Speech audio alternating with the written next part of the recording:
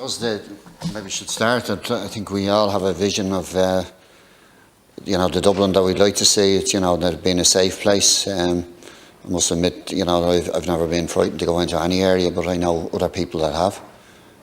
I know people that are literally terrified in their own home every night of the week. I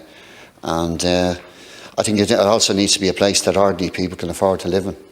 I don't think anyone has touched on that, but if we're talking about the future of Dublin, it has to be for everyone, not just an elite few that have a lot of money. And it has to be an inclusive place that's, regardless of colour, creed or sexual preference, a city where it shouldn't be a city between the haves and the have-nots. But I spoke earlier on the week about how Dublin has grown. It's a city of well over 1 million people. Buildings are getting higher and higher. The population is getting denser. Successive Fianna Fáil and Fine Gael governments have prioritised economic growth in the city and surrounding areas, and they've driven population growth and migration to the area. But they're also presiding over a system where it's not affordable for ordinary people to live in Dublin, and I think that needs to be addressed. Our emergency services have not seen the same investment or growth, and quite the opposite in many cases. The current state of the emergency services in the capital is not adequate for the population. Our fire brigade is crying out for support in the midst of a staffing crisis. Our ambulances are sitting waiting outside of hospitals with seriously ill patients waiting in the back. Many of our community Gardaí are treated like super subs. They're used for everything.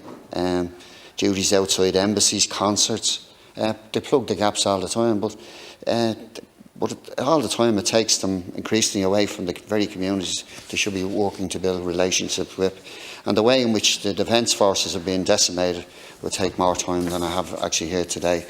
But Dublin Fire Brigade have been highlighting severe understaffing, and we had a discussion there last night in relation to it. Government action for years, staff shortages like this, and across other emergency frontline services are further proof that we're not really serious about the safety of Dubliners.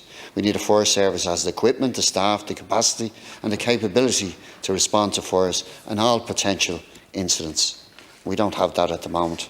In the Health Committee yesterday, we were informed by the HSE that Ireland's older population is rising higher than any other comparable country, which is great.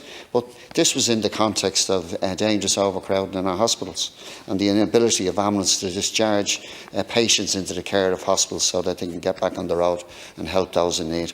Our ambulances are supposed to be spending over an hour on average to discharge a patient and resume his duties. The HSE target is actually 13 minutes. But I know of cases where ambulances have been outside hospitals all day. 2 weeks ago, 11 ambulances stuck outside Tala Hospital. Our overt community policing, I think, is hugely effective. Use of resources that prevents not only criminal activity, but builds a relationship with communities, young and old. Unfortunately, a lack of policing presence in some areas has emboldened a few who now feel that they have a space to do what they want. I hear the same story from constituencies on a regular basis. They've never seen the same level of open drug dealing before. And Minister, if you go around talking to anyone, that's the message. And now crack cocaine has gotten a foothold in parts of Dublin with all the destruction it brings on individuals, families and communities. If we're serious about the safety of Dublin, we must recognise our emergency services cannot cope with huge population increases without proper planning, supports and financial investment. There are small but effective actions we can take now where we recruit more emergency personnel and put policies in place to allow us to retain experienced members and crews, and this must include greater pay and conditions. In policing, we need more overt patrols, a rollout of body cams to all Gardaí, dedicated transport units to safeguard commuters. Our hospitals must be empowered to engage in proactive solutions like the Pathfinder programme, which allows for people to be treated in their own homes, freeing up space in our A&E units. And we must establish a Oireachtas committee to conduct a short, sharp review of how the National Fire Service is delivered across the state.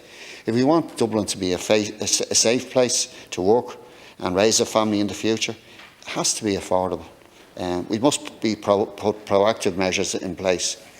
and not when the system breaks down under greater pressure of population. So there are solutions, there are approaches that we can take that will improve people's lives overnight, but we need to get the basics right.